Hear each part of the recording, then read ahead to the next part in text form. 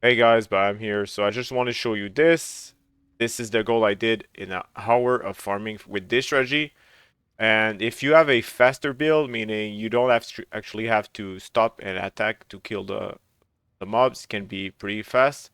I'll talk about it a bit later, but I don't think my build is really good for this, nor is my gear. So the best builds for this would be a build with a lot of movement speed and a auto target like a auto bomber or righteous fire or something like that. Something that you don't actually have to stop and deal your damage. But as I said, I did this much gold being a somewhat okay build. I'm not even using a mage blood. A mage blood here would be way better because you can have all your flask automated, meaning you don't have to click them. And they have increased effect if you use the enchantment. Right now, I'm not. I'm just using a reach when full. So yeah, I just wanted to share something that can work on anybody that can do T16 8 corrupted maps. As long as you can do this, you can do this strategy. Just make sure you do not roll the, you do not go into the mods that you cannot run. Like let's say for example, personally, I can roll all the mods, but I hate running Reflect Physical because I have to stop. So any Reflect Physical maps I will not use for this strategy. So yeah, whatever your build is, make sure you're aware that you don't want to face the mods you that can kill you. Uh, for the elemental, the reflect elemental, I don't mind because I have this. We can elemental damage with attack supports, and it says on the line, elemental damage from supporter skills cannot be reflected, so I'm fine. But still, yeah, just make sure you pick up the mods that you're able to run, and not the one you cannot. All right, now let's talk about the idols. So this is a shrine strategy. We're trying to stack as many shrines as possible. So this is exactly what we'll do with the idols. On the Conquer idols, you have a mod that says 2 additional shrines. So on every single Conqueror idol, the 2x2s, you need to have 2 additional shrines. It can roll between 1 and 2. You need 2 of them. And then we'll talk about some of the mods that you want on some of them and how you can scale it up. So as I said, 2 additional shrines, and then you need at least one of the 4 Conqueror's Idol that needs to have shrines in your maps that are guarded by at least one magic pack. So this modifier only works once, so if you stack it up on each of them, it will not do anything, so you just need one of them. And then you have some other mods that are cool. Here I have shrines in your maps have 8 to 12% chance to be covetous shrine. So that's increased quantity and rarity, but you take extra damage. So if you want to pick up this shrine, cool. Especially if you take it early, it will increase the gold you get from your maps. So that's another one. It's not needed. The one that's needed, as I said, 2 shrines, and shrines in your maps are guarded by at least one magic pack on one of the 4. That's it. But then again, here I have 2 shrines. As I said, it's needed. And the other one that's pretty cool, but it's not needed, is 2 to 3% increase effect of explicit modifier on your maps per explicit modifiers. And since we're running T16 with 8 mods, that means up to 24% increase explicit modifier, meaning you will get more gold and more maps. So yeah, if you can, try to add it on. But if you can't afford it, because this setup costs around like maybe for me personally, I crafted some of the idols, so it cost me like 25 divines. But the prices may change, especially if a lot of people are doing this. So if you maybe it's worth like 40 divines to do this. If you want to craft them yourself, well, you only need the increased effect of explicit modifiers. The 3% is worth a lot more on the trade website than 2%, but if you want, you can just smash a 2% with a 2 additional shrines on the on the King's March Recombinator and hope for the best. And yeah, that's it. As I said, this mod, shrine guarded by at least one magic pack, and then 2 shrines on each of them. The rest is just gravy on top. So that's it for the Conquer Idols, the 2x2s. And then we have the 1x3. Similar to the 2x2s, you have a mod that says your maps contain an additional shrine. So this one is one only. It's not roll. It doesn't roll between 1 and 2. It's just one shrine every time. So on each of your 1x3s or 3x1, whichever, you need to have this modifier. And then if you want, you can add some mods. One mod that I would say is extremely useful is having 100% chance to be guarded by an additional pack of monsters. So as you can see, the bottom line, 56% here, and I have a 45%. So add it up, it's 100%. There's no 101 actually, but there's no reason to go beyond 100%. You cannot have two additional packs of monster with this if you had 200%, let's say. But don't worry, as long as you have a total of 100% chance, you will have an additional pack for every shrines. The other cool thing about it is increased effect of explicit modifier on your maps. Again, it's added gravy. It's not needed. If you want, the only mod that you actually need is an additional shrine. So yeah, that's it. So that's for the by one, and then the 1x1, it can be anything. Personally, I added some that says increased duration of shrine on players, but this is only if you're using the coveted shrine. If you're not, you don't have even have it, it's not needed. But yeah, aside of that, you can have a bunch of stuff. You can have bosses drops conquer maps. You can have a chance to become one tier higher on the maps, meaning you have more chances of getting T16, meaning you have more chances of getting T17, and 8 modded maps T16 are pretty cool. And then again, you have chance to award double progress to the Eater.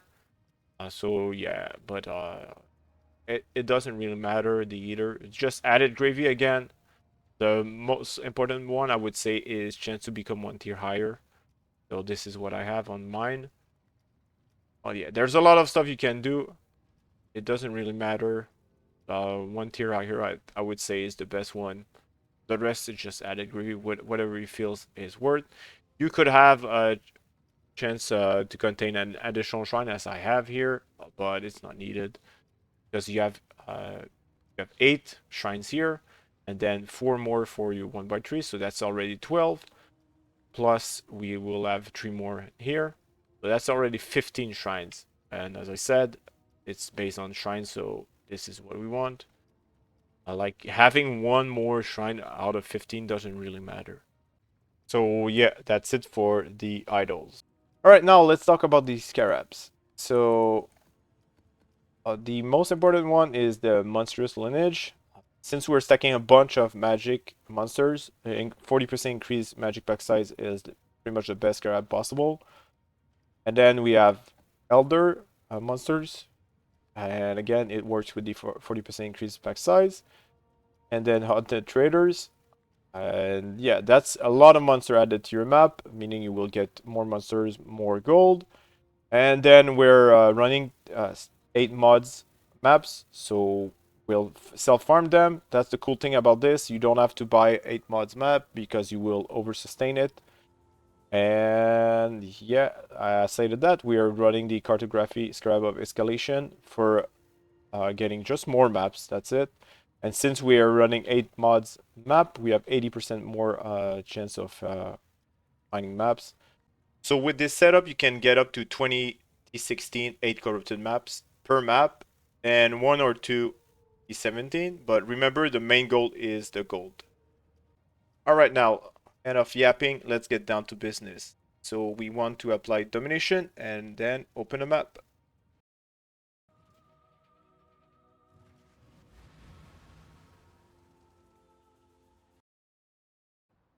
So the only thing we're really looking for is the covetous shrine. And aside of that, we can skip all the shrines. We want to run this as fast as possible. And yeah, pick up every single map.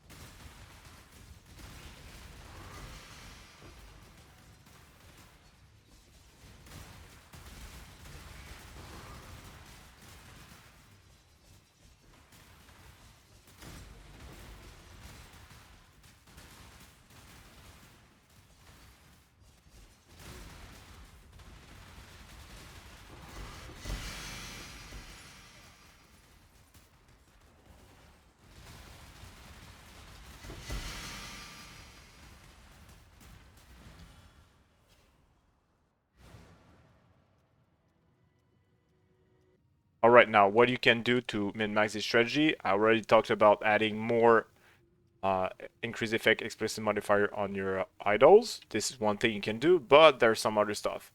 First, you can add a gold flask and increase effect helps, and then you can craft increase rarity on it. This is a suffix. This is something you can do. The more rarity you have, the more packs of gold you will get. And you can also have some more rarity on your rings. Here I have 28% on this one and 26 on that one. So this is some stuff you can do. You can also use a mage blood if you have the currency for it. Personally, I could afford it, but I just wanted to showcase that it's doable and you can get 40 plus thousand gold per map without the mage blood. Um, yeah, that's about it, I think, for min-maxing the idols plus the rarity on your gear. Right now I have some city square and some beach favorited and glacier too, but I would suggest only favoriting city square because there's a lot of demand for the 8 mod city square because there's a lot of strategy that uses it. So if you want to sell back your maps, this is a way to go. I was testing a bunch of different maps. I think yeah, beach, glacier, and city square were pretty good. Also, strand could be a good one. But yeah, just try to experiment. As long as it's 8 modded, it should be fine. And make sure you actually do not run the mods that you can't run. Yeah, now where's the profit from? Well, as I said, selling the T16, a bunch of gold that you can use to make profit, and the T17.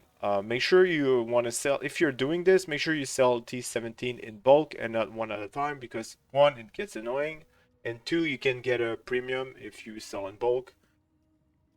So yeah. If you want, I'll make a video on how to make a lot of currency with gold.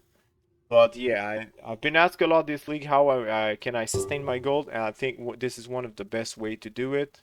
Also, there's a lot of idols that drops. I would suggest only picking up the rare ones, but you can do what it feels best for you, and you can profit from these either by crafting them further through recombinators or just selling them as is. Hopefully this was helpful. If you want more strategy on how to make currency or you're interested in craft, consider subscribing to the channel. And as always, take care guys.